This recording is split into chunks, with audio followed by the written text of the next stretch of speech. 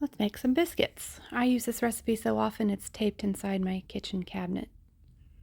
Self-rising flour, salt, heavy cream. Here is the proper way to measure flour. Scoop it into your measuring cup and then level it and then dump it in your bowl. 4 cups of self-rising flour. A teaspoon of salt.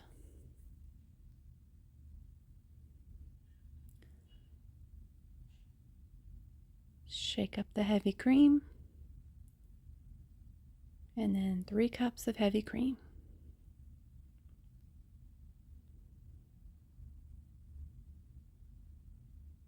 Stir that up really well.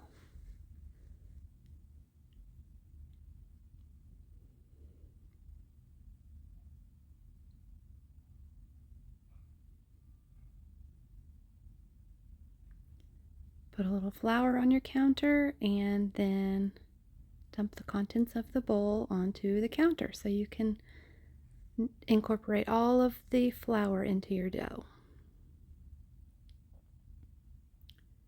Knead it really well and try to do a better job than I did of getting it all the same thickness. I didn't really do that and I ended up with some really ugly biscuits, but that's okay. They tasted good. I can hear my grandma now saying, "That's all right, ugly biscuits taste as good as pretty biscuits do." She might be right. My dough is too thick and it keeps getting stuck in my biscuit cutter, which is frustrating, but I just keep on going. If I had made it a little thinner, it probably would have come out a lot easier. Don't do like I did.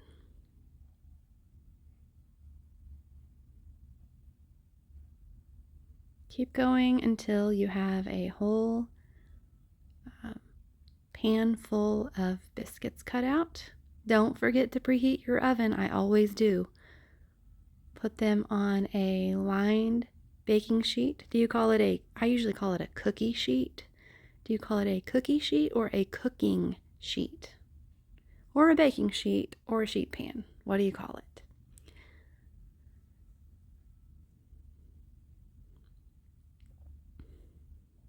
See those circles there in the dough?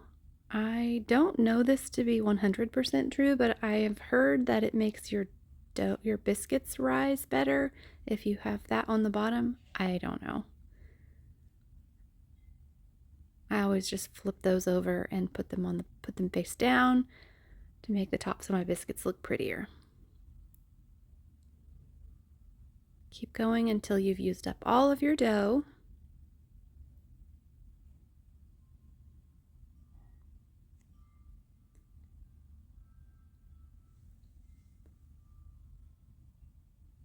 And form that last little bit into one last roundish biscuit sort of shape. Put them on your cookie sheet. See that? Do a better job than I did of getting them all one thickness, the same thickness. And they took about 15 minutes to bake. I also made a gluten-free version. There we go, there they are. I made a gluten-free version since I had some gluten-free flour. I used Bob's Red Mill, gluten-free flour, and baking powder and salt. And they taste pretty good. The texture's a little different, of course, but yeah, they taste not bad. I need to tweak that a little bit, but it's a pretty good start. Happy baking!